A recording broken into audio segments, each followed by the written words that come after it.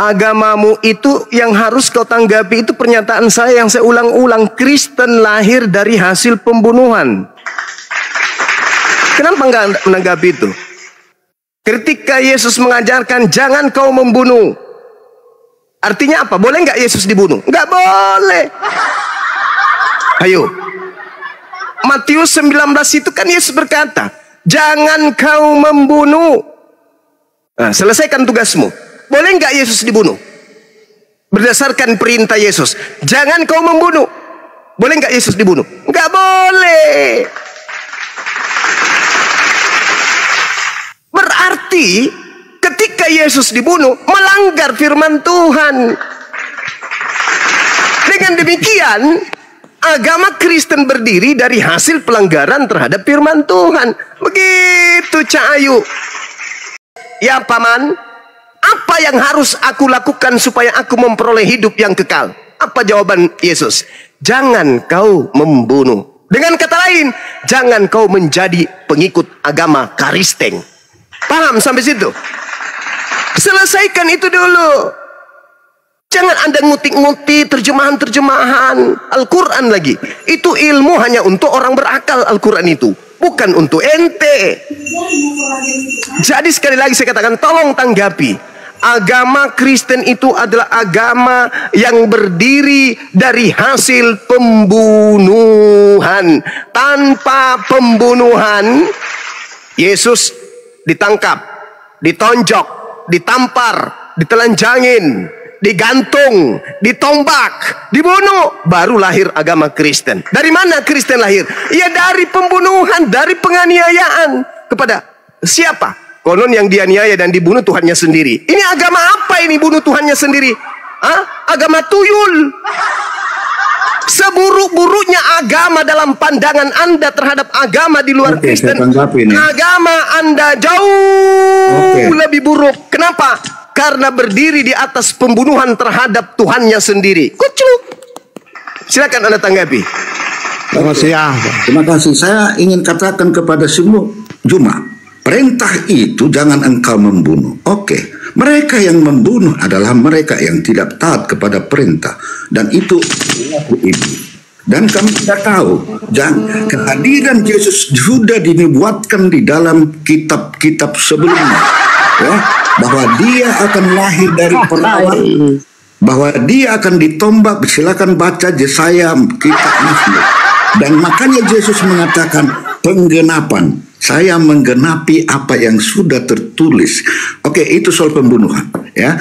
Membunuh itu perilaku iblis. Maka mereka yang melakukan pembunuhan itu tentu yang tidak mengikuti ajaran. Nah, sekarang pertanyaan saya, Al-Baqarah 191 justru ada perintah, bunuhlah mereka di mana kau temukan, penggallah kepalanya, potonglah jari-jarinya, atau begitu banyak. Kedua, Anda tidak menjelaskan bahwa yang menyesatkan orang-orang yang tersesat juga ada. Allah telah menyesatkan hatinya, Allah telah menutup hatinya.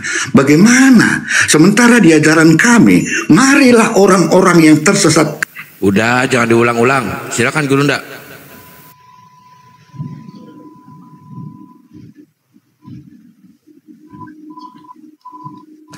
Mana? Iya, ya. Suara saya kedengaran. 2 Tesalonika Akhi, bawa Akhi. Iya.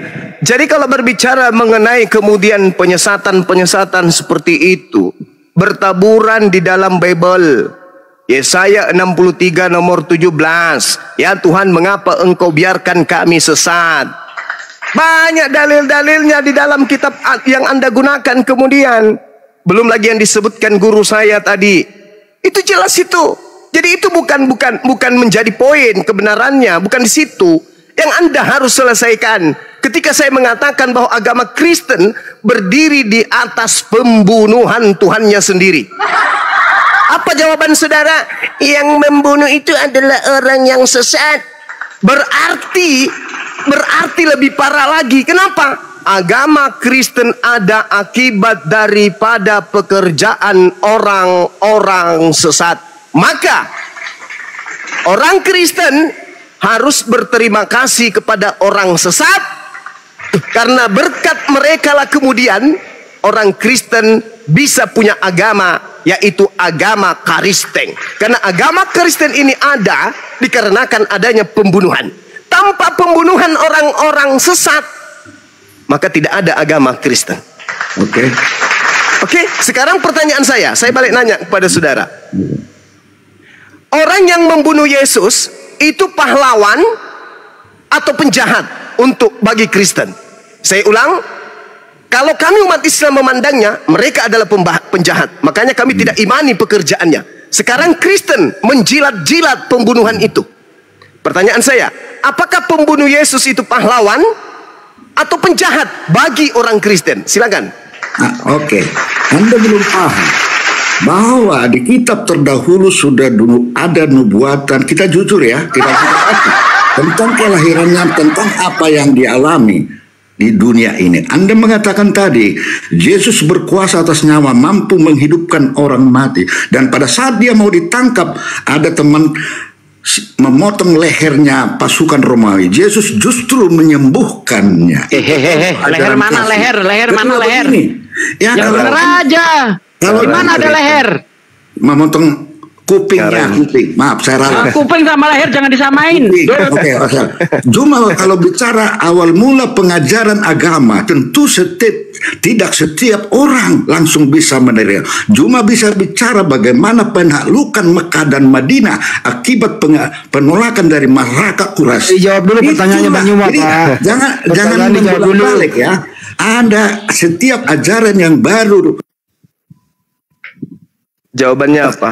Jawaban dulu, Pak. Pertanyaan dulu dijawab baru panjang. Kenapa saya di-mute sih? Enggak jawab.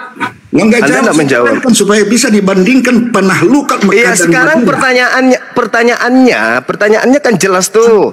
Saya kan mengatakan bahwa agama Anda itu berdiri di atas pembunuhan.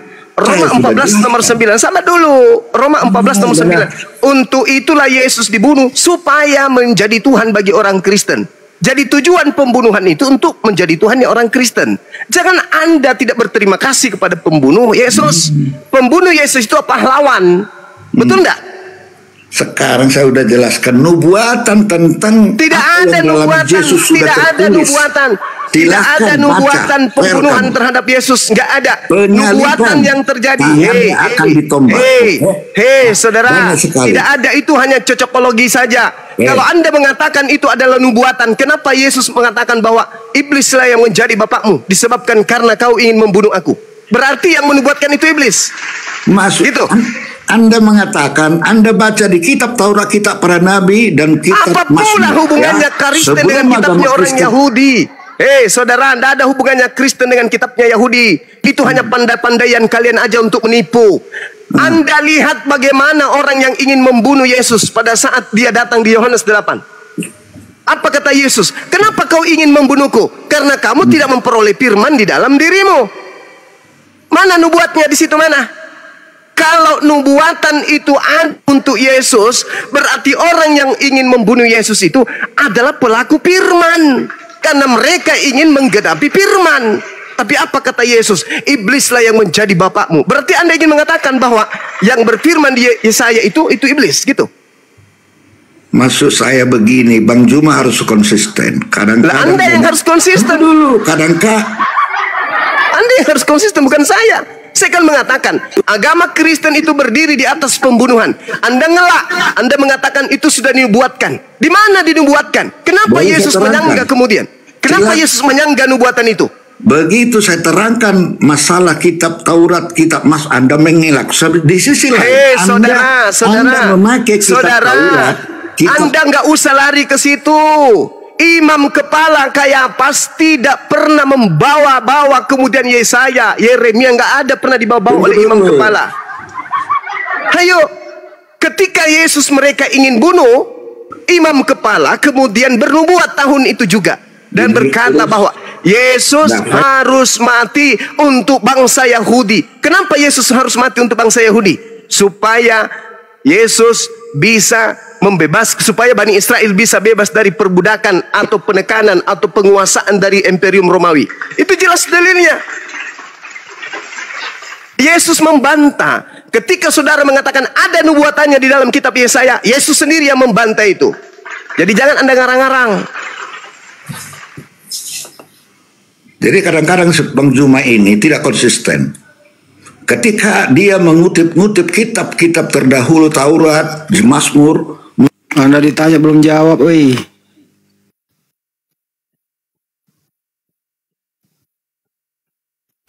Jangan di-mute dong. Saya nggak boleh bicara ya. Saya turun aja kalau begini. Ya. Jadi pembunuh Yesus itu pahlawan. Apapun jadi pembunuh Yesus itu pahlawan. Parah lagi makan ini. Jadi pembunuh Yesus itu pahlawannya Kristen gitu. Pahlawannya Kristen. Anda mute terus gimana mau bicara saya? Saya tanya sekali lagi. Pembunuh Yesus itu pahlawannya Kristen. Anda yang membuat narasi seperti itu silahkan jawab sendiri. Lalu kalau mereka tidak membunuh Yesus, tunggu dulu. Sekarang saya tanya, kalau mereka tidak membunuh, dengar. Kalau mereka tidak membunuh Yesus, ini, makanya Yesus mengatakan menggenapi menggenapi. Sudah ada, baca cuma. Anda sering mengutip-ngutip, tunggu dulu. Kalau tidak ada pembunuhan yang bukan kitab Taurat, kitab Jabur, kitab Yesaya, Anda sering, bahkan Yesaya 5 akan datang lahir seorang Allah perkasa, Anda tarik menjadi nabi. Bohong lagi. Nggak ada akan datang di situ, bohong lagi kau ini. Ada buktinya. Bohong lagi, nggak ada di situ dikatakan akan datang. Aduh, bohong terus. Yang tertulis di situ, seorang anak telah lahir. Jadi harus bukan akan datang. Ada aja kau bohong lagi. Bohong terus. Pertanyaan saya, saudara Ando. Pertanyaan saya, saudara Ando. Saya tidak suka pembunuh. Dengar. Ngoceh yang bukan ajarannya. Silakan Anda siarkan ajaran agama Anda. Pembunuh Yesus itu pahlawan atau bukan bagi Kristen? Jangan berkhotbah menilai. Enggak. Saya akan tetap berdiri paling depan, membuka aib agamamu, bahwa agamamu itu adalah agama yang dilahirkan dari hasil pembunuhan. Tidak akan pernah Anda bisa menghentikan saya. Saya akan paling depan akan mengajarkan kepada seluruh manusia, jangan menjadi Kristen, karena agama Kristen itu adalah agama yang berdiri di atas hasil pembunuhan terhadap Nabi Tuhan. Sayalah orangnya yang akan menghalangi kalian. Saya yang akan berdiri paling depan, akan menggaungkan agama Kristen itulah agama pembunuhan. Paham? Itu apa? Dunia ini dikuasai fakta. Itu fakta. Mana ada diberkati? Mana ada diberkati? Tidak ada hubungannya dengan Kristen pesawat. Tidak ada hubungannya, nggak ada diberkati Kristen. Surat aja kagak. Makan babi kok diberkati. Bagaimana mungkin diberkati orang pemakan babi diberkati? Nyembah setan kok diberkati? Bagaimana mungkin? Tidak mungkin penyembah setan diberkati, nggak mungkin. Lihat kamu menerima kemudian, kamu menerima tumbal. Kamu menerima tumbal yang ditumbalkan iblis di atas pohon. Kamu menerima tumbal dari iblis yang dipersembahkan iblis di atas tiang salib. Itu persembahan setan. Ayo, Islam pun dari mana? Kau percaya dengan makanya saya bertanya, saudara. Saya bertanya kepada saudara, pembunuh Yesus itu pahlawan atau penjahat? Jawab. Kau percaya? Lebih ada. Saya bertanya, pembunuh pelaku pembunuhan terhadap Yesus ini nggak jelas nih si Nona ini, apa yang dibahas nggak kemana-mana dia. Iya, si Juma juga kemana-mana. Saya bertanya masih di situ. Pembunuh Yesus, pelaku pembunuhan itu pahlawan atau penjahat? Jawab. Yang lihat. Tolong di-mute dong Nona dong. Nggak jelas nih apa yang dibahas. Jawab dong. Siap. Saya sudah coba. Begini ya. Pembunuh Yesus itu pahlawan atau penjahat? Jawab. Saya tidak menjawab narasi Anda karena Anda udah turun. Anda ke gereja colok pantat pendeta, jilat pantatnya. Saya bertanya, pembunuh Yesus itu pahlawan atau penjahat bagi Kristen? Sederhana bukan? Tidak dijawab-jawab. Nah, mending kau ke gereja. Di sini tidak butuh ilmu congor. Ilmu bahlul tidak dibutuhkan di sini. Ya. Anda tinggal jawab, Karena di dalam kitab saudara Roma 14 nomor 9, fungsi kematian Yesus untuk menjadi Tuhan. Nah, siapa yang membunuhnya? Pahlawan Anda atau penjahat? Anda ingin mengatakan dia pahlawan. Oh, berarti pembunuhan itu betul adalah sesuatu yang baik dalam agama saudara. Anda ingin mengatakan penjahat, berarti betul agama Anda adalah hadiah dari si jahat. Mau kemana? Anda mau kemana? Ucapkan apa kepada pembunuh Yesus? Terima kasih paman. Berkat kalian kami memiliki Tuhan, dan berkat kalian dosa-dosa kami ditebus. Ayo, ayo, jangan munafri. Kalian ingin mengatakan dia penjahat. Apa? Penjahat. Dia itu pembunuh. Yesus adalah orang-orang yang ditunjuk untuk melakukan penggenapan. Berarti sudah direncanakan supaya ada yang membunuh. Bagaimana caranya Yesus dibunuh? Ya harus ada pembunuhnya. Bisa enggak Yesus mati sendiri tanpa dibunuh? Ya nggak bisa, kecuali dia bunuh diri. Berarti orang-orang yang berkongko-kongko melakukan kejahatan, melakukan tipu muslihat, melakukan kemudian kesaksian palsu, itu semua adalah perangkat-perangkat yang sudah disusun oleh Tuhanmu untuk melakukan pembunuhan terhadap Yesus. Berarti tentara-tentara Romawi, imam kepala, mahkamah agama, orang Farisi, orang Yahudi adalah kaki tangan Tuhanmu untuk mengeksekusi Tuhanmu sendiri. Lawak gak itu? Lawak.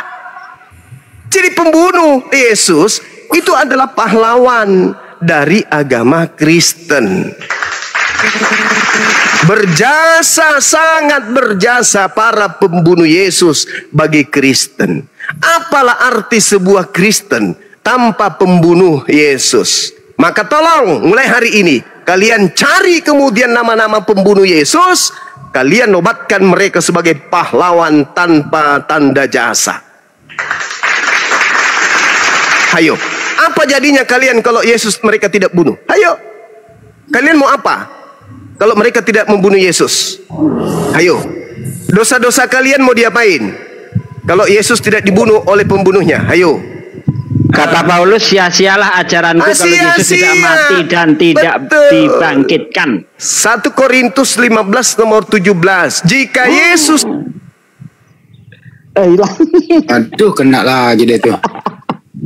Jadi benar sekali ya yang dikatakan Bang Juma di dalam 1 Korintus 15 ayat 17 itu. Paulus berkata, kalau Yesus tidak mati, tidak bangkit, maka sia-sialah ajaranku. Karena memang Kristen itu ya pondasinya adalah penyalipan. Nah, penyalipan itu sendiri ya itulah yang nyalip itu dipertanyakan, apakah dia pahlawan atau dia ini penjahat. Kalau itu penjahat berarti Anda menikmati hasil dari kejahatan. Ya. Jangan membunuh, jangan mencuri, tapi Anda asik menikmati hasil curian. Nah, itu yang terjadi pada Anda. Kalau pahlawan, nah mantap lagi itu. Lagi lagi gimana? Jelas itu saudara. Roma 14 nomor 9. Untuk itulah Yesus mati, supaya dia dibangkitkan untuk menjadi Tuhan bagi orang Kristen. Dengan kata lain, untuk itulah orang-orang ini membunuh Yesus agar Kristen bisa diselamatkan. Dengan kata lain, para pembunuh Yesus termasuk iblis yang merasuki Yudas adalah pahlawan untuk saudara Ando tak berakal. Gitu. Oke, saudara Juma. Apalagi? Apa asumsi apa? Tadi saya sudah. Asumsi apa lagi? Saya kan bertanya sama saudara, pembunuh Yesus itu pahlawan atau penjahat? Saya sudah terangkan, Anda tidak terima. Oke, cuman saya ada dua. Cuman ada dua. Cuman ada dua. Menerima larangan dari Tuhannya membunuh. Oke, kalau Yesus melarang membunuh, pertanyaan saya, kalau Yesus melarang membunuh, pertanyaan saya, apakah membunuh Yesus mengakibatkan dosa atau menebus dosa? Jawab. itulah manusia-manusia yang tidak taat kepada ajaran Jawab dia. Saya sudah sendal jepit. Orang tanya baik-baik. Hei, aduh. Siapa itu? Coba, udah diturunin aja ini, turunin daripada saya tampar mukanya pakai sendal. Turunin. Kau ke gereja, aku bilang, gak cocok kau di sini. Ini bukan gereja. Kalau kau mau diskusi jujur, saya ladeni kau. Sayangnya kamu nggak mau jujur. Kamu nggak mau jujur. Sudah jelas-jelas Anda melilit lidah. Yesus berkata, apa kata Yesus? Jangan membunuh. Berarti membunuh Yesus itu pelanggaran kan? Pelanggaran. Agamamu berdiri di situ. Berarti agamamu berdiri di atas pelanggaran terhadap firman Tuhan. Aneh. Manusia kucuk. Jangan membunuh, kata Yesus. Berarti membunuh Yesus itu dosa atau menghapus dosa? Ada nggak yang bisa jawab? Jangan membunuh. Artinya membunuh Yesus itu dosa atau membunuh Yesus itu menebus dosa? Ada yang bisa jawab? Saya wakili Kristen menjawab. Silakan. Kalau jujur, pembunuh Yesus itu pahlawan. Karena kalau tidak ada yang membunuhnya, tidak ada Kristen. Dan kalau tidak ada pembunuhnya, tidak ada penghapus dosa. Jadi pahlawan dan penghapus dosa. Berarti yang menjadi pahlawan Kristen itu adalah iblis. Iblis berarti iblis yang telah memberikan kemudian keselamatan kepada Kristen. Kenapa?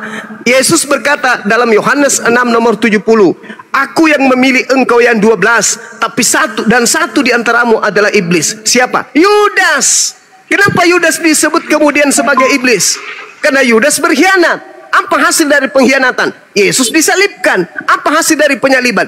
Dosa-dosa Kristen ditebus. Berarti iblis adalah pahlawan bagi Kristen. Ayo, ada yang mau bantah saya? Silakan. Ayo maju jujur. Ayo maju jujur. Ayo jujur. Ayo. Iblis itu adalah pahlawan bagi Kristen. Bantah saya.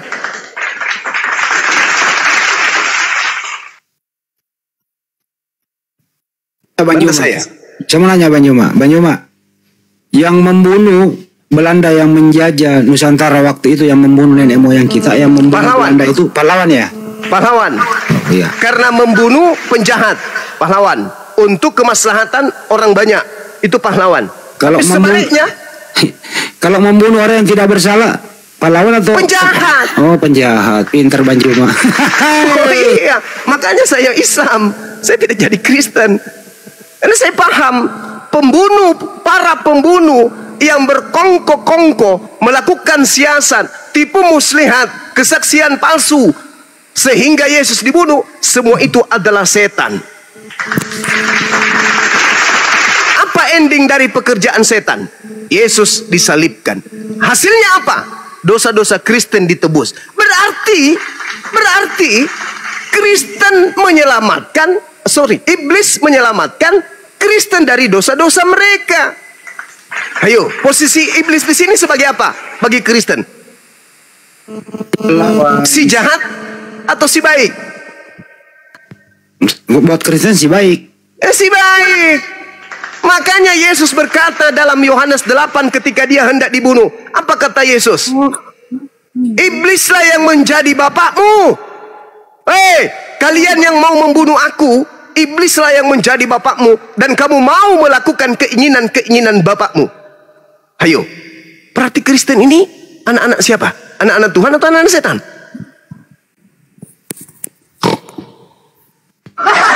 Kalau yang kayak pertanyaan kayak gini, biarlah dia yang menjawab. Ya, jawab. Kristen ini anak-anak Tuhan atau anak-anak setan? Tuhan berkata di dalam Keluaran 23 nomor 7 nomor 8, jangan kau membunuh orang yang tidak bersalah. Orang yang tidak membunuh Yesus anak-anak Tuhan. Tapi orang yang membunuh Yesus adalah anak-anak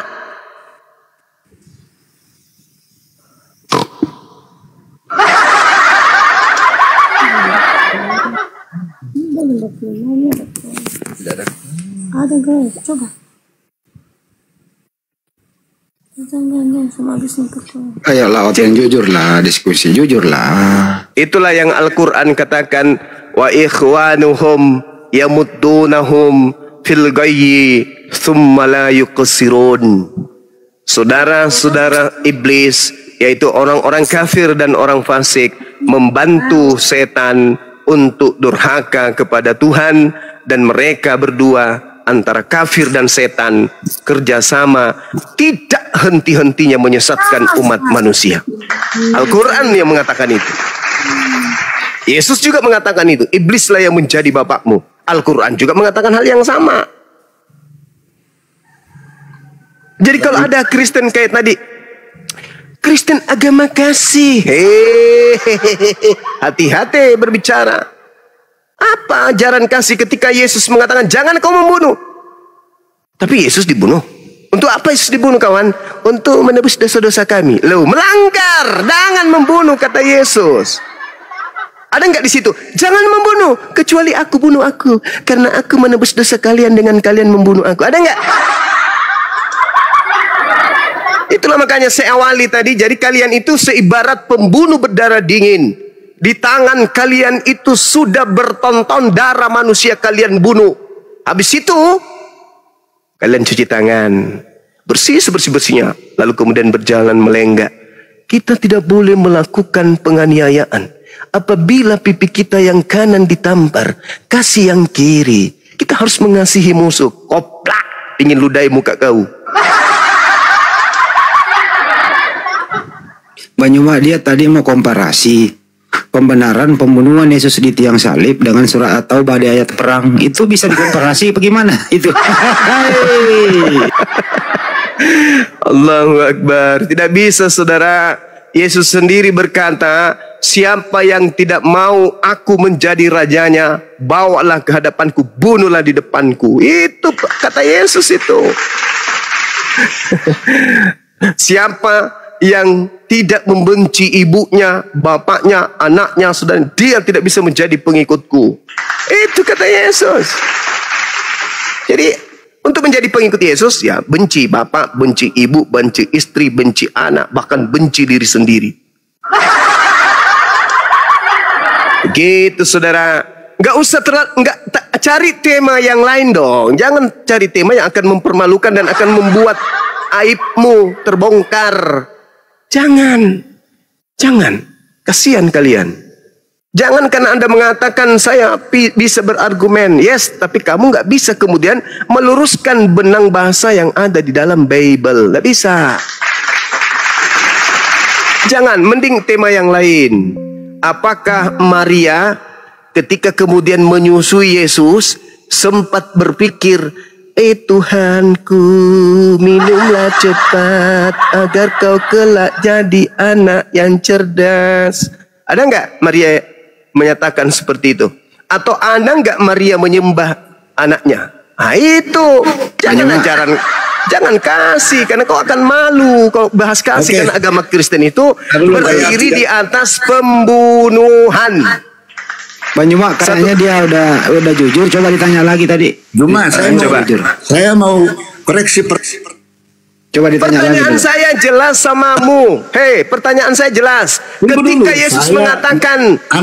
Yesus mengatakan jangan membunuh. Pertanyaan saya, apakah membunuh Yesus itu menebus dosa atau mengakibatkan dosa? Jawab. Anda tadi mengatakan Yesus memerintahkan bunuhlah. Saya ralat kamu ya. Jangan memplesetkan. Yesus tidak pernah mengatakan bunuhlah. Kalau ada dalilnya? Ya? Kalau ada dalilnya? Sebutkan dalilnya. Sebutkan. Saya tanya dulu, apa konsekuensinya kalau ada? Sebutkan dalilnya. Saya tanya dulu. Ayo. Ayo. Kalau tidak benar, Anda konsekuensinya apa juga? Ya, Anda juga.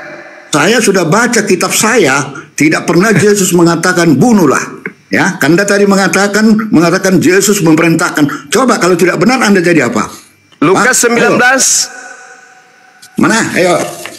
Sekarang mengenai orang-orang yang tidak menginginkan aku menjadi raja atas mereka, bawalah mereka kemari dan bunuhlah mereka di hadapanku. Mana? Sebutkan ayatnya. Ayatnya. Tuh sudah ditunjukkan itu. Baca pakai gigi.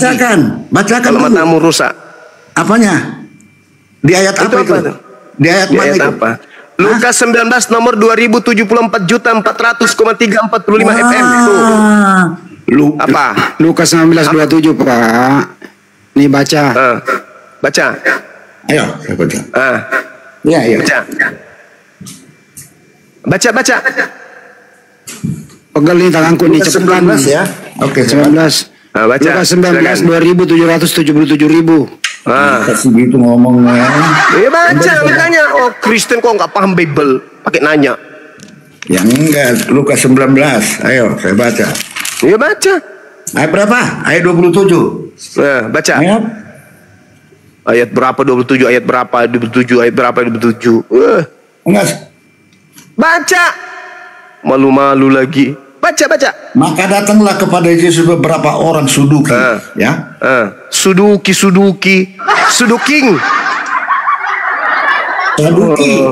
Saduki gitu dong, Saduki. Ini perikopnya pertanyaan perikop. Tunggu dulu. Pertanyaan perikop tentang kebangkitan. Tunggu saya baca, itu perikopnya, ya. Oh, tadi ketika kamu membawa Al-Quran surah Al-Baqarah ayat 191, kau juga begitu?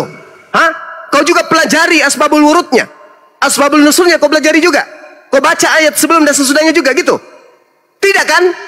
Seketika kau datang kemudian membabi buta menyerang kemudian. Makanya saya katakan tidak ada orang Kristen yang mampu kemudian menegakkan agamanya dengan akal sehat. Gak ada.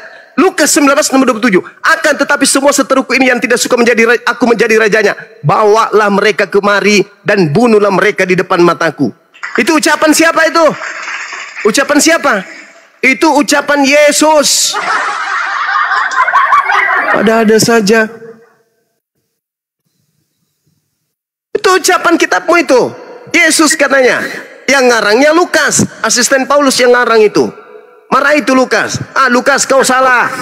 Yang benar itu tidak begitu. Yesus itu mengajarkan kasih. Nah sekarang pertanyaan saya. Ketika Matius 19 Yesus ditanya, bagaimana caranya supaya saya bisa selamat? Apa kata Yesus? Jangan membunuh. Pertanyaan saya, membunuh Yesus itu mendapatkan dosa atau menghapuskan dosa? Jawab.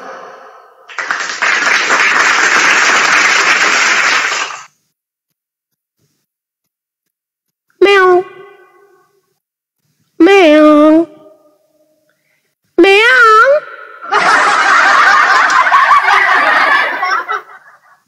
Meong.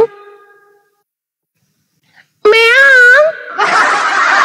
Saya kalau di mute terus mana sih? Mana mau menjawab kalau di mute? Yesus mengatakan jangan membunuh. Pertanyaan saya, membunuh Yesus itu mengakibatkan dosa atau menghapus dosa? Di Lukas jawab. Yang Anda kutip itu bukan perkataan sebagai pengajaran kepada yang jangan kau pelintir. Banyak ini suruh pilih A atau B nih. Jangan kau pelintir. Tuh. Yesus sendiri berkata jangan engkau membunuh. Itu membunuh. Oke. Pertanyaan saya udah paham itu.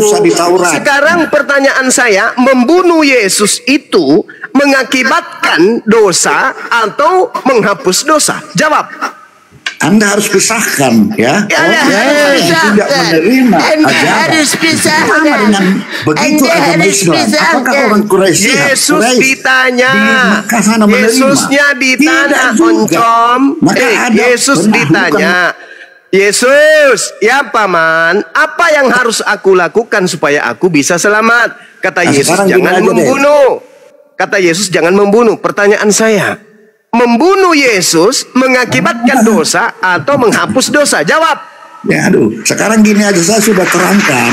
Tidak ada Anda terjebak ingin menggiring, ya. Saya udah bilang bahwa apa yang dialami Yesus sudah dimuatkan di kitab terdahulu.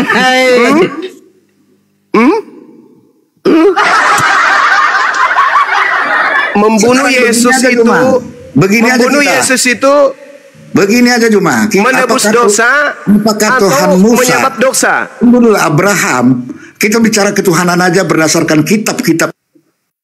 Apa ngomong apa? Abraham tidak menyembah Yesus. Bicarakan. Abraham tidak menyembah mayat. Kita baca di Keluaran 3 ayat 6. Aku Allah Abraham, Allah Ishak, Allah Yakub. Jelas. Siapa itu? Yesus. Itu Yesus. Tidak disebut. Itu Yesus. Ismail. Yesus pun mengingatkan itu setelah hadir di dunia. Ya, kalau Paulus disebut nggak di situ? Disebut nggak Paulus? Allah Abraham, Allah Ishak, Allah Yakub. Disebut tidak Paulus di situ? Disebut nggak Paulus? Pendiri agama Kristen Paulus, pendiri Islam Nabi Muhammad, keturunan Nabi Ismail. Sekarang Paulus ini keturunan dari mana? Paulus ini belum ada saat itu Kristen. Paulus ini keturunan dari mana? Elohim, Yahweh, agama Kristen belum ada. Kalau baju minta dikik, gue kick.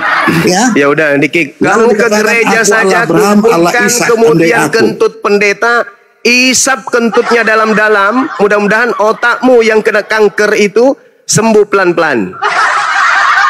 Tidak ada gunanya kau mencari kemenangan diskusi, parahnya itu di situ.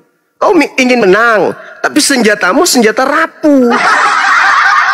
Tak bisa kau menang, kalau cuma cari menang-menang, nggak bisa kau hadapi saya paham Biblemu. Kau cuma modal congor, lari kemana-mana. Tak akan pernah bisa kau lolos di hadapan saya nih dengan teman-teman saya.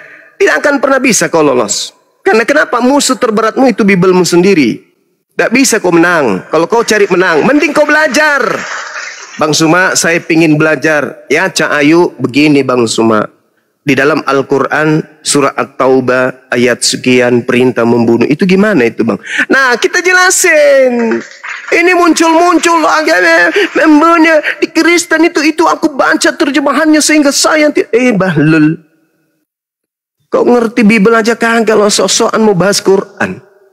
Kau bertanya, gimana keadaannya kok di Al-Quranmu kayak gitu? Kita jelaskan. Nah, nanti kita jelaskan juga melalui Bibel juga ada perintah membunuh begini, begono, begini, begono. Giliran kita tunjukkan Lukas 19 nomor 27, itu bukan perkataan Yesus. Itu adalah apa, oncom? Dari tadi saya dengerin abang sayang banget kalau akademisi kayak abang kan gaya bicaranya apa segala macam kan kayak akademisi. Kita boleh nggak ngomongin agama kita berdua dengan secara akademisi? Begini, bisa. Tapi kamu akademisi juga. Jangan kamu belepotan menuduh mengklaim bernarasi sendiri. Iya, ayo. Tadi kan begitu abang naik kan abang bilang tergantung hostnya atau tergantung yang ada di sini mau bahas apa. Gimana kalau kita bahas transmisi kitab suci, Bang? Akademisi ya? Jangan angan-angan cita-cita ya. Apakah Injil saja, Bible saja, atau Al-Quran juga? Al-Quran, saya kalau bisa Bang, saya menjelaskan Al-Quran dulu, baru abang tiru cara penjelasan saya. Boleh silakan, boleh. Tapi nanti sama ya Bang ya, abang menjelaskannya juga sama seperti saya ya? Ya tergantung. Ya kita nanti apakah bisa saya sama dengan kamu cara penjelasan, karena kan berbeda, Al-Quran dengan Bible kan berbeda. Enggak, kalau saya kan meninjaunya dari segi keilmuan yang jelas kan. Maksudnya dari carbon dating, dari transmisinya, dari saksinya, dari kalau carbon dating kan nggak bohong ya Bang ya. Abang tahu carbon dating kan? Carbon dating itu bagaimana? Pembusukan kertas. Oh, berarti masalah berarti kan ini yang tahu ini kan ahli sejarah artinya ya. Betul. Tapi kan kita pakai literatur, makanya kita pakai yang. Oke, ya lanjut aja. Oke, saya buka dulu datanya. Wait.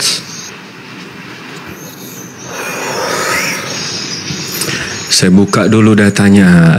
Sebentar ya Bang ya.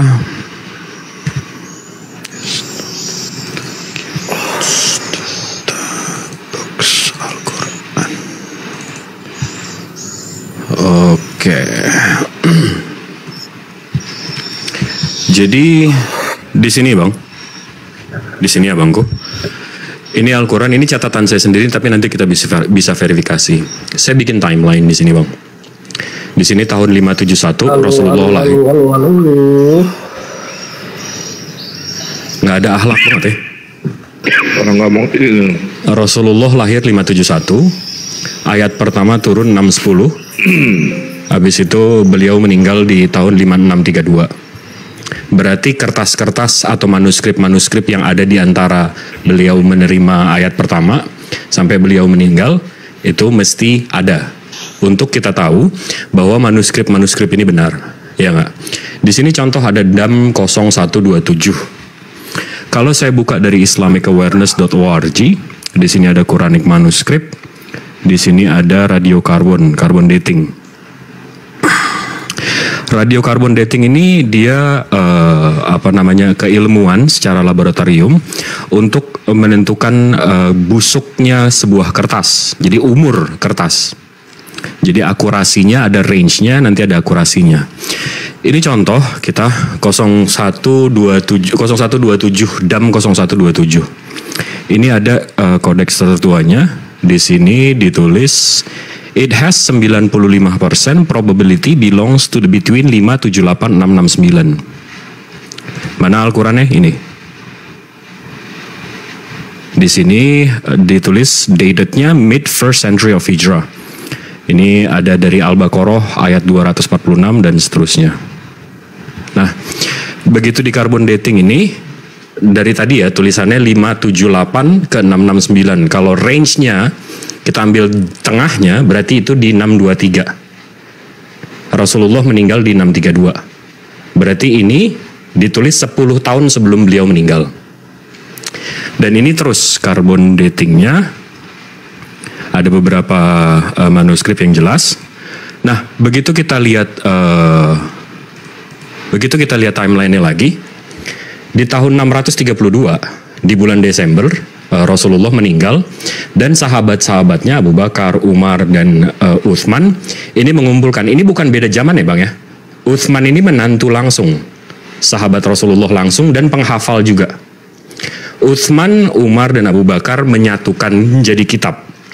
Saya kalau lihat di sini tetap di Quranic manuskrip ada beberapa kopi. The Quran of Uthman at Tasakh, Samarkand, Uzbekistan from 2nd century of Hijrah. The Quran of Uthman at Tokapi Museum Istanbul, Turki from 1st and 2nd century of Hijrah. Isinya itu lebih dari 99%. Ini kalau kita buka. Ini kalau kita buka, yang ini ya. Ini kebetulan, taruh sini aja. Ini kebetulan, ini sama ya Bang ya? Kelihatan sama? Kelihatan sama nggak Bang? Bentar Bang, dia ngopi Bang Jibril. Enggak, lagi ngopi dia. Ngopi dia. Lanjut.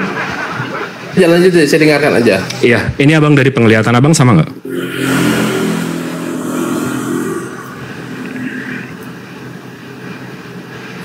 Abang Eagle? Dari penglihatan Abang sama nggak ini? Saya kan tidak bisa pastikan soal tidak. Katakanlah sama. Oke. Di sini saya ada 822 halaman. Di sini dari Al-Fatihah, Al-Baqarah dan seterusnya. Kalau saya mau ngecek as per di sini di carbon dating ini di abad 7. Abad yang sama dengan Rasulnya. Nah, begitu saya buka di sini surat 110 atau 111. Saya cek juga di sini, saya buka Al-Qur'an yang sekarang.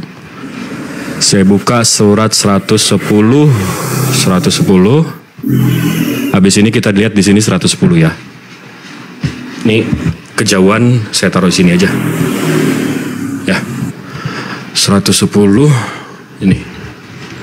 Saya zoom dulu. Ini di sini bismillahirrahmanirrahim.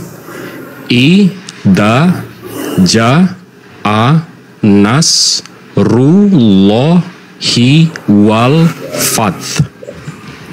Sama ijazah anasrullah hi wal fath. Ayat keduanya waro. Oke, kita ini udah 111 ya. 110 ya. Bang Trireta noise. Kita coba itu tadi 110. Kita coba 111. Nyelam. Kita coba 111-nya. Iya, Bang astagfirullah. Bang Trireta noise, Bang. Di-mute aja dulu Trirealita.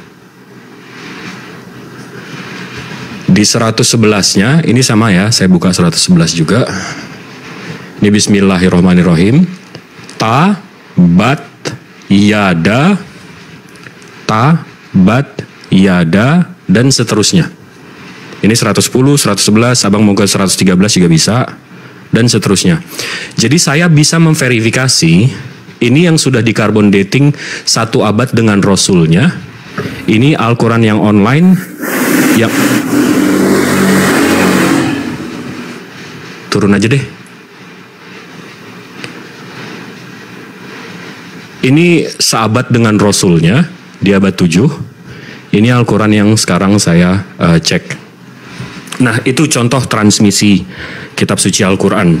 Dan ini sekunder, primernya kita hafalan. Kalau abang mau tahu juga soal hafalan kami itu mesti diverifikasi. Ini contohnya, saya tunjukin sekarang.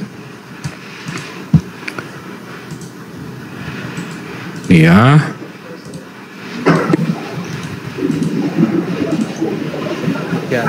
Aduh, jangan dinaikin yang berisik-berisik dulu, entar dulu deh. Ini contoh. Ini kamera depan saya, kamera belakang muka saya sama aja yang kayak dia. Jadi ini salah satu penghafil-hafiz Quran. Di sini ada sertifikat, ada ijazahnya. Nah, isi ijazahnya akan ditunjukin. Di sini ditunjukin. And every single red word that you see there is basically the link between the next person in the chain. So this student studied from my... Nah, di sini dikasih tahu kita bahwa ini akan diisi nama dia belajar dari syekhnya ini, habis itu dia belajar dari syekh ini, belajar dari syekh ini, terus sanad atau chain of narration-nya. Who studied from another sheikh all the way back for 1,400 years. And if you look here towards the end of the chain, you can see An Abi Hurairah. Jadi dia mundur 1400 tahun sampai ke Abi Hurairah. Abi Hurairah itu sahabat Rasulullah langsung. The great companion of the Prophet ﷺ, who got his ijazah from the great companion Ubay ibn Ka'ab. Dia dapat dari Ubay bin Ka'ab. Ubay bin Ka'ab ini termasuk 4 orang pertama yang hafal Al-Quran. Who got his ijazah from none other than Ubay dapat dari Rasulullah Muhammad sallallahu alaihi wasallam. Ubay dapat Rasulullah sallallahu alaihi wasallam Muhammad. Jadi chain of narrationsnya jelas, dari siapa dapat dari siapa, dapat dari siapa, dapat dari siapa, dapat dari siapa. Nah, kan kita tadi kita udah setuju, kita bahas soal transmisi kitab suci ya bang ya. Habis itu ini nggak cuma Injil. Nah, kalau Al-Quran begitu bang. Nah, Bang Igel coba sekarang ceritakan bagaimana seorang Yohanes mencatat dan mentransmisikannya sampai abang pegang sekarang. Silakan abangku. Oke, thank you sip. Nah, kalau tentang itu tadi tentang Al-Quran ya, tapi ini kalau saya lihat dari penjelasannya, berarti ini hasil penelitian dari siapa tadi ya? Siapa bicara itu? Siapa tadi? Saya Om J.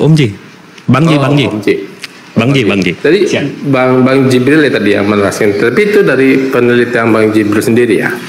Pencarian saya sendiri, ilmunya udah di luar sana. Oke.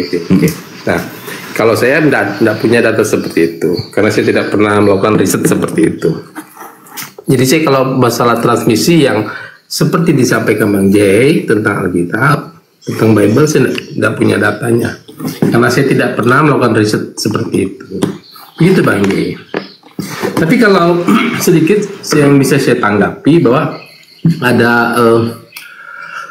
ada beberapa informasi yang saya dapat dari TikTok juga, dari YouTube, bahwa Utsman bin Affan ya, yang mengumpulkan semua naskah-naskah atau menuliskan Al-Quran seperti dipegang sekarang. Menantu langsung, betul.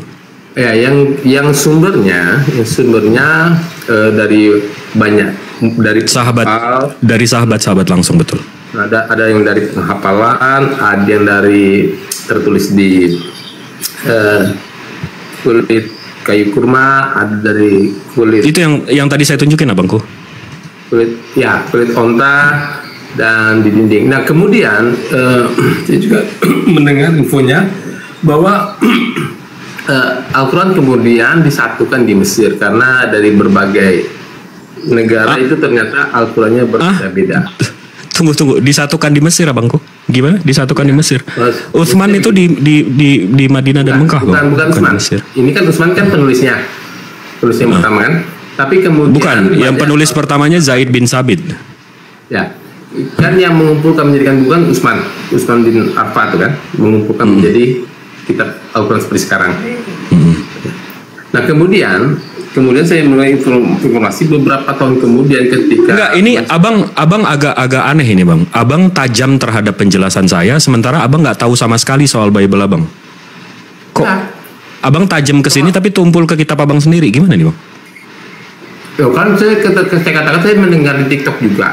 Oh katanya gosip-gosip gitu ya? Tidak apa-apa. Oh, okay. Ini kan informasi saja. Siap. Saya tidak mengatakan ini benar loh ya. Siap. Saya informasi. Dan kemudian setelah masyarakat Muslim itu banyak berkembang di berbagai negara, ada pertemuan di Mesir. Ternyata 1924 betul nggak? Ya. Al-Quran berbagai negara itu berbeda-beda. Kemudian disatukan di Mesir, bentuk menjadi disamakanlah. 1924 betul nggak bang? Yang dipegang sekarang. Jadi kan ada berbeda-beda versi Al-Quran. Sebentar, yang lain tenang dulu, dulu. Ini informasi yang saya dengar loh ya. Saya tidak mengatakan itu betul atau tidak. Tapi itu sendirilah. Kemudian di Mesir itu disatukan versinya. Yang menjadi Al-Quran yang sekarang. Yang 1924 betul nggak bang? Iya. Oke. Kalau itu betul, berarti kan ada banyak versi Al-Quran sebelumnya. Oke. Begitu. Ini sebenarnya kalau fitnahan tanpa data gini kan saya mestinya bisa sapu aja ya, kayak apa sih lo nggak ada datanya, mana data lo nggak ada. Tapi saya bisa membuktikan kalau Al-Quran kami ini memang untouchable ya. Di sini saya ada data bang. Abang bilang tadi Al-Qurannya 1924 ya. Berarti saya tinggal tunjukin Al-Quran sebelum 1924 ya. Di sini saya ada Al-Quran abad 19, 18, 17. Nah ini salah satu aja saya buka, ini random aja ya. Nah ini Al-Quran tahun 1168. Berarti Masehinya 1754 ya. Berarti sebelum 1924 ya. Di sini lumayan lengkap. Ini kita sama kayak tadi, kita mundur aja, kita buka aja surat-surat pendeknya.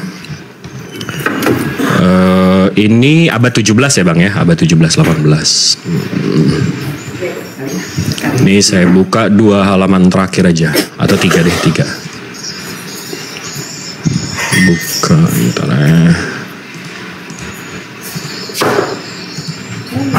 Kok kecil? Kurang gede.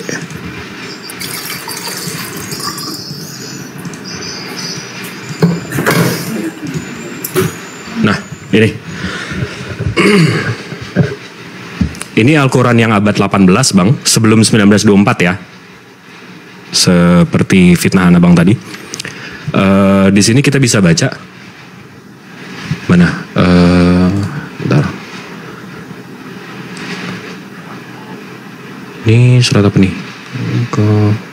Bentar. Dulu. Antara kaifa fa'ala rabbuka bi ashabil fil. Iya. Itu surat Al-Fil. Aku lagi nyari yang tadi kita 110 ya tadi kita buka. Tadi kita buka 110.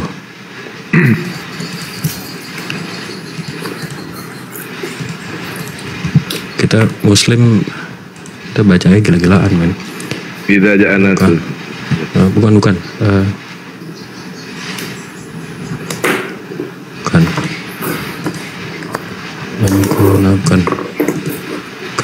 Ini bukan. Ini bukan. Ini bukan. Wah, aku buset.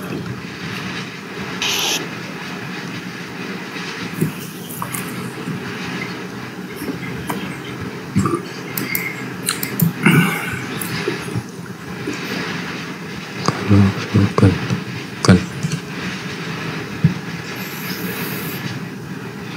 Iya itu Al-Asr betul. Al-Asr.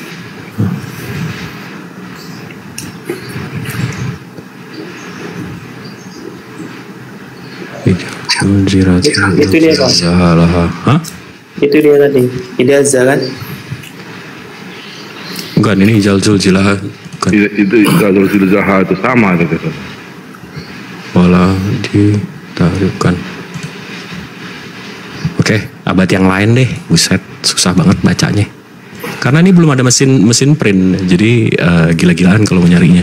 Tapi saya suka memang nyarinya manuskrip abad 17 yang ada Bang Jip. Iya, makanya sabar. Ini dari Iran tahun 1680 ya. Nih.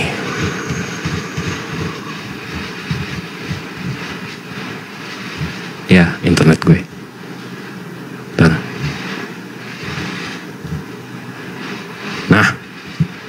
Nah, ini lebih enak bacanya.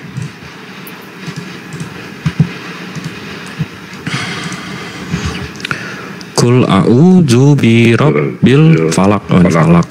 Kul a'udzu birabbin nas. Kul huwallahu ahad. Ini tabat. Nah, ini tabat nih yang tadi. Ini Bang, ini surat 111 Bang. Tabat yada abi lahabiu watab. Ya, habis itu kita ke lembaran sebelumnya. Nah, nih. Ini yang tadi nih. Idaja anasrullahi wal fath. Ini abad 18 Bang. Kalau ada fitnahan tadi Abang bilang 1924 baru dikumpulin. Ini udah ada Bang, abad 18.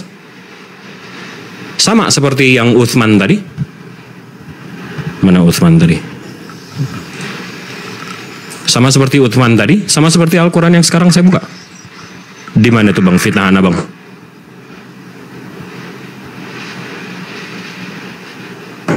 Abangku? Oke, sudah dijawab. Iya. Oke. Iya, udah saya jawab deh Bang. Sebelum 1924 ini Al-Qurannya sama Bang. Ini Al-Quran tahun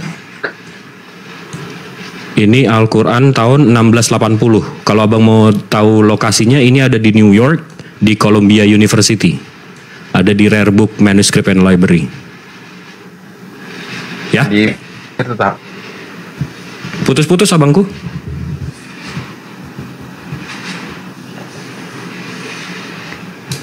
Abangku. Ya, Igel. Apakah monitor suara saya? Ya, baru masuk. Saya di monitor.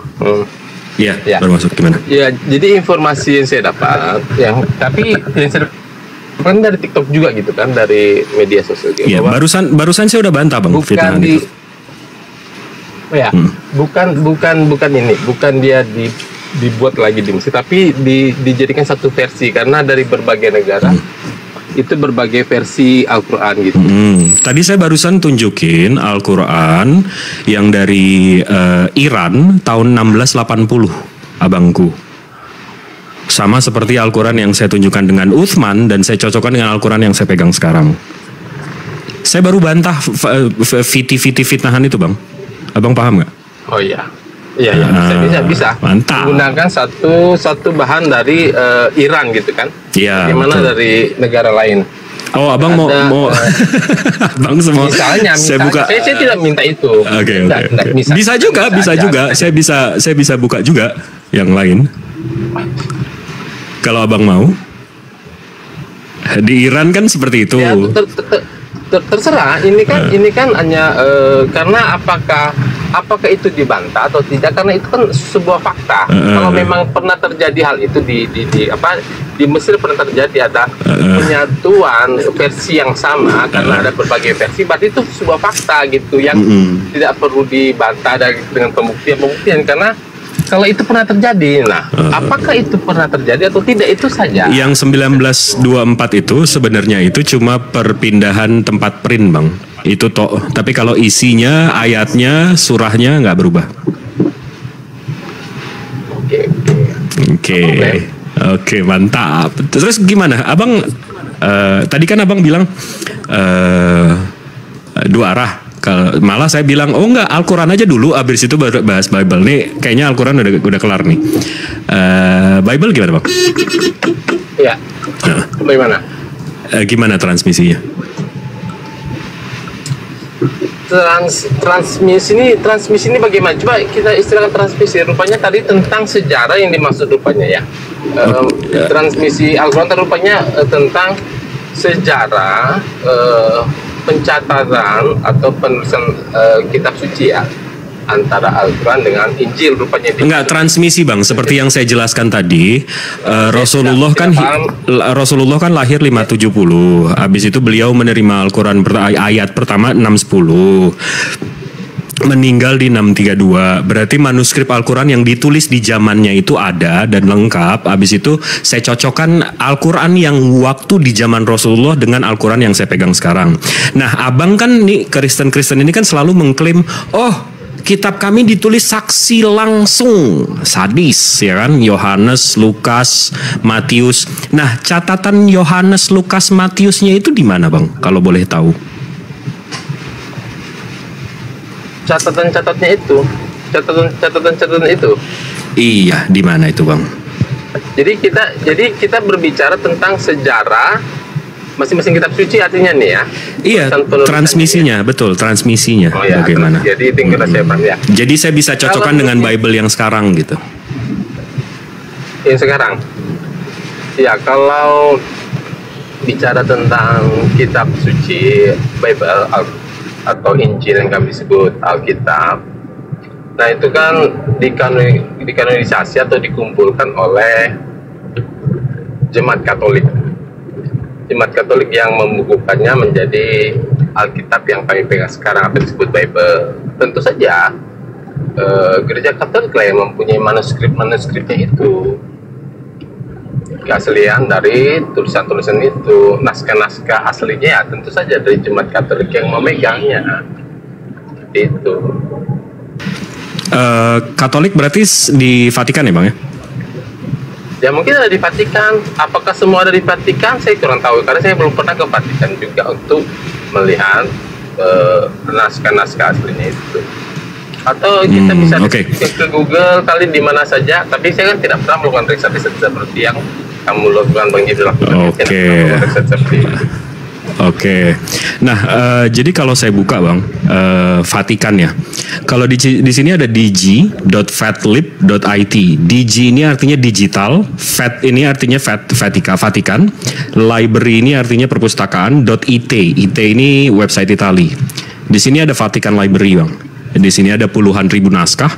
Tapi yang tertua itu kita bisa lihat itu namanya Vatikanus Bang. Codex Vaticanus.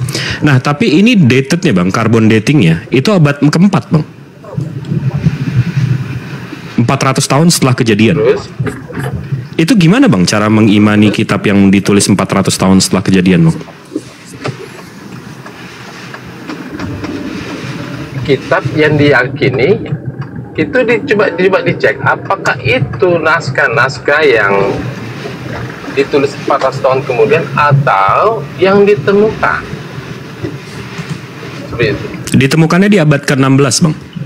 Ditulisnya di abad ke-4. Oke. Kan yang tertua kan namanya Sinaiticus sama Vaticanus. Ini saya buka langsung aja. Ini dari sini. Ini dari codexsinaiticus.org ya, langsung Codex Sinaiticusnya. Ini disponsori oleh The British Library, National Library of Russia, St. Catherine Monastery, Leipzig University of Library. Jadi kalau kita ke about Codex Sinaiticusnya, di sini dijelaskan. Nih, saya translate. Di sini dibilang Bang, Codex Sinaiticus sebuah manuskrip Alkitab Kristen yang ditulis, bukan ditemukan Bang, ditulis pada pertengahan abad ke-4. Ditulisnya Bang pada abad ke-4, berisi salinan lengkap perjanjian baru Kristen yang paling awal Bang. Yang paling awal berarti kita artinya tahu dong, nggak ada yang lebih awal daripada ini paling awal. Di situ Pak. Nah jadi yang paling awal Bang, salinan kan? Itu ditulis salinan. Itu ada isi kata ya, salinan betul. Kan? Berisi salinan lengkap perjanjian baru Kristen yang paling awal. Ya salinan yang paling awal. Berarti kan ada naskah aslinya. Kan berarti ada naskah aslinya kan? Ini saya yang melek atau kayaknya? Enggak, bagus. Ya di situ dikatakan salinan kan? Salinan asli. Berarti kan ada naskah aslinya. Betul. Yang betul. Mungkin dari bahasa Yunani ditranslate dari Ibrani ke Yunani misalnya, atau translate ke bahasa Romawi misalnya, seperti itu. Betul. Berarti ada naskah aslinya. Betul. Asumsi kita ya. Ya? Iya, asumsi kita ini ada salinan dan ini salinan tertua dan ada originalnya. Nah, yang saya mau tanya kan di mana nih originalnya? Iya, gitu. Di mana itu, Bang? Di mana original? Saya tidak bisa jawab itu di mana originalnya. Saya tidak bisa jawab. Oke, siap. Berarti kita nggak bisa bahas transmisi kitab suci berarti ya? Karena saya tidak melakukan riset. Ya, kalau yang dimaksud transmisi seperti itu ya saya tidak bisa jawab, memang.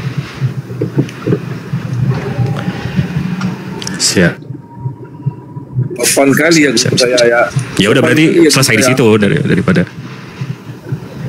Oke, siap. Sudah situ aja. Karena mungkin bukan dengan saya kalau mau bicara tentang itu, mungkin dengan memang orang-orang teologi yang mendalami sejarah seperti itu.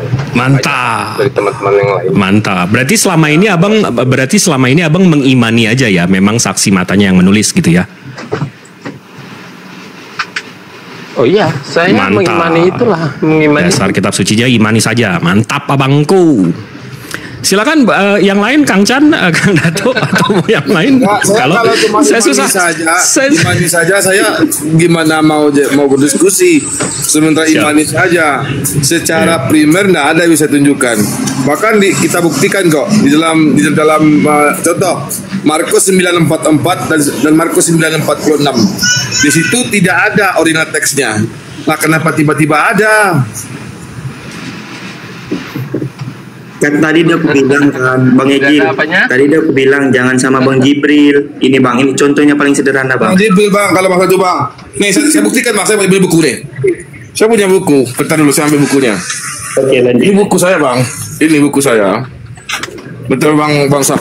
Ini. Oke. Ini Bang, ini saya punya buku ya. Bukan buku Bang, ini buku Bang. Izin Bang Jibril, saya Bang Jibril ya. Silakan abangku, silakan. Iya. Ini saya punya buku Bang. Punya buku. Ini buku dokumen promosional kitab. Dokumen promosional kitab ya. Ini bukunya. Di sini ada Bang. Jelasnya di sini Bang. Jelasnya di sini. Markus 15:28 ini tidak ada Bang. Kosong Bang. Kita lihat di original teksnya Bang, nggak ada Bang. Nggak ada ini.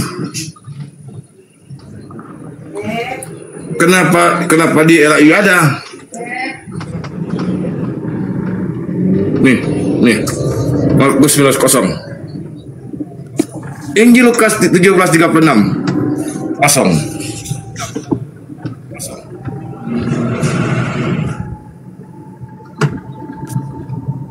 Nggak ada Bang, itu Bang.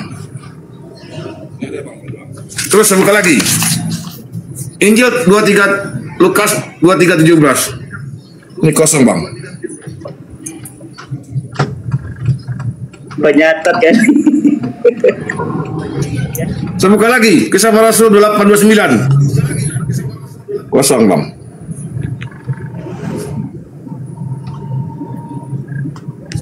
Dari mana dapat Bang aslinya yang sekarang Bang? Nih, saya buka lagi Bang. Banyak Bang. Jawaban amannya dari bapak-bapak gereja. Betul, iya nih. Yang diperlihatkan itu kan bukan original. Ini dari mana? Oke. Itu kan juga Oke, saya tunjukin. Oke, saya tunjukin. Itu kan kitab-kitab. Oke, saya tunjukin original teksnya Dato ya. Iya. Silakan Bang. Saya tunjukin. Ini kita buka dari Markus tadi ya, Mark 944 16 Markus 16 ini cuma sampai 8. Sekarang kita buka. Enggak, sebentar Bang, sebentar. Kita buka. Iya, sebentar Bang. Kita buka Markus 16. Nah, kita buka Markus 16 di sini. Di sini. Ini di sini sampai 20 ya.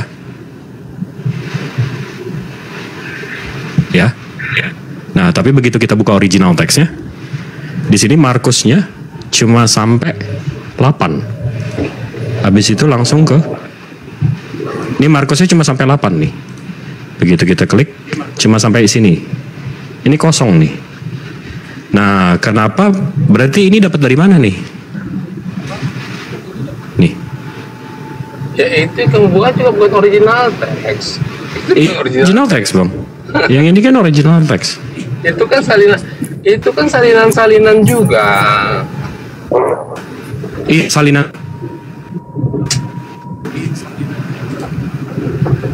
Ini salinan tertua, Bang. Sinaiticus tadi. Sinaiticus. Iya. Salinan itu kan banyak. Iya, salinan tertua, Bang. 8.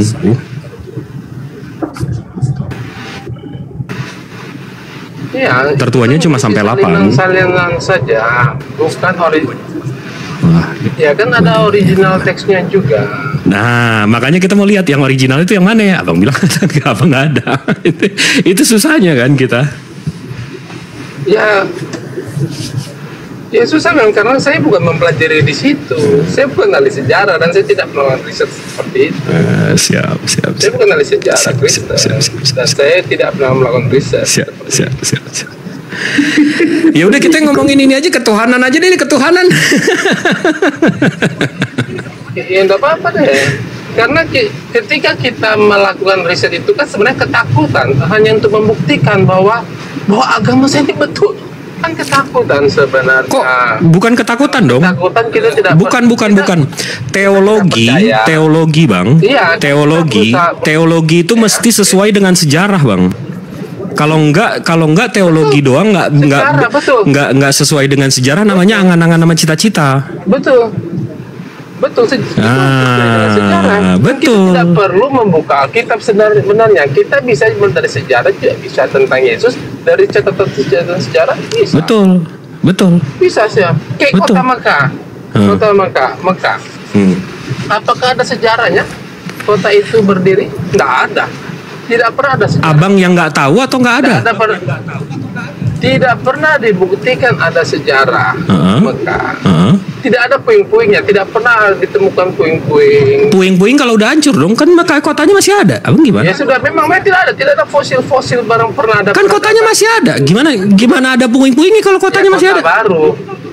Itu kota baru. Oh, enggak. Jadi karena abang buta sejarah, abang pikir nggak ada gitu ya? Memang tidak ada ahli sejarah yang mengatakan bahwa pernah ada peradaban di Mekah. Nggak pernah ada. Peradaban kuno tidak pernah ada. Ahli sejarah membuktikan ada peradaban kuno sejak zaman Abraham misalnya. Nggak ada. Nggak ada. Kalau Musa pernah ke Mekah, abang nggak tahu juga. Iya, bukti-bukti bahwa ada kota di zaman Musa itu belum ada. Nggak ada. Tidak ada bukti-bukti sejarah. Oh, oke. Ini dalam penggalian pembangunan kota. Oke. Ini saya buka aja ya. Ini kalau abang memang buta sejarahnya ya nggak ada masalah juga sih. Tapi saya buka aja dari ini Ptolemy Geografi. Ini map tahun 150, Bang. 6 abad sebelum Rasulullah ya. Ptolemy Geografi. Ini berarti peta abad 1, abad 2 ya. Kita klik di sini, Mekah sih mestinya di sini ya. Di sini ada namanya Makoraba. Aduh. Emang kafir nggak ada akhlak gini. Nih, ini namanya Makoraba, Bang. Bukan. Tadi ada yang naik, tiba-tiba motong. Saya tidak ada tadi di mana? Coba. Tadi ada yang naik, tiba-tiba motong. Oke, lanjut. Di sini, Bang, abang lihat ya, Ptolemy Geografi. Ini peta abad 2, Bang. Begitu saya buka, di sini ada namanya Makoraba. Peta abad 2. Nah, begitu saya buka Oak and Rock Geografi, di sini dibilang Makoraba itu kota di Arabia Felix. Nama lainnya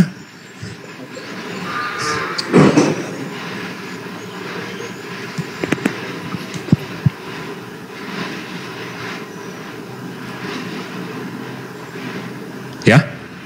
Jadi jelas ya Bang ya, dari abad 2 udah ada Mekah ya. Bang, aku dikit nambahin boleh Bang? Zaman Abraham, Bang Jibril, dikit nambahin boleh? Bukti-bukti sejarahnya peninggalan ini, peninggalan bukti-bukti apa? Tunggu sebentar. Ya, bukti-bukti arkeologinya kan nggak ada memang. Arkeologi apa yang Abang perlukan? Arkeologi banyak lah, namanya arkeologi banyak. Bukti-bukti pernah ada peradaban di situ, pernah ada kota Mekah. Kotanya masih ada Bang, kok mau puing-puing kota yang masih ada gimana sih? Di Indonesia nih banyak loh kota baru. Yang di zaman Majapahit tidak. Oke, Abang, puing-puing kota Jakarta mana ya Bang? Seperti itu. Kenapa? Ini saya di Jakarta. Puing-puing kota Jakarta ada nggak?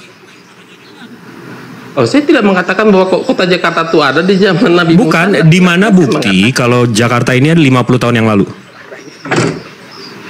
Kenapa dia? Ya, di mana bukti kota? Ada tuh. Apa? Banyak. Iya, coba mana di mana puing-puing kota Jakarta ya? Lo kan banyak peninggalan kolonial Belanda kan ada. Di mana?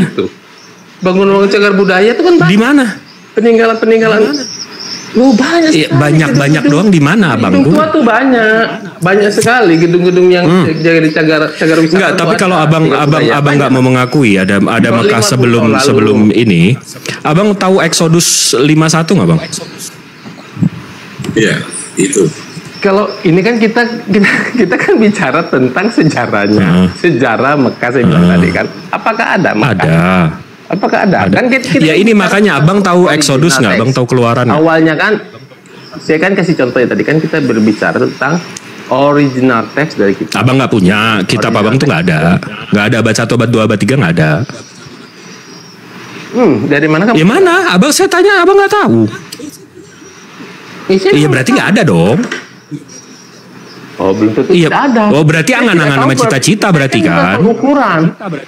Saya bukan tolok ukur. Iya berarti angan-angan nama cita-cita Abang. Imani saja kitab saya ditulis oleh saksinya. Iyalah, benar. Iya. Angan-angan sama cita-cita aja. Iya imani saja berarti kan. Iya saya mengimani. Memang kamu tidak mengimani Al-Quran? Saya bisa buktikan memang ditulis di zaman Rasulnya. Nah, kamu mengimani tidak? Saya nggak cuma mengimani, saya bisa membuktikan memang ditulis di zaman Rasulnya. Iya, memang itulah standar iman kami. Imani saja. Tidak melihat tapi kami percaya. Oh iya, ya kalau imani saja ya, iya imani saja. Tapi katanya Tuhannya bisa dilihat. Justru kebanggaan bukan Tuhan bisa dilihat. Iya, ketika dia menjadi manusia, kami bisa melihatnya. Jadi manusia bisa melihatnya. Kok mesti dilihat tapi bisa diimanin nggak? Saya nggak paham nih konsep iman Abang nih. Iya. Tuhan mesti bisa dilihat biar bisa diimani. Tapi kitab Abang nggak bisa dilihat di abad 1, abad 2, abad 3, tapi diimani. Tidak harus. Iya. Iya apa ya? Berbahagialah mereka yang tidak melihat tapi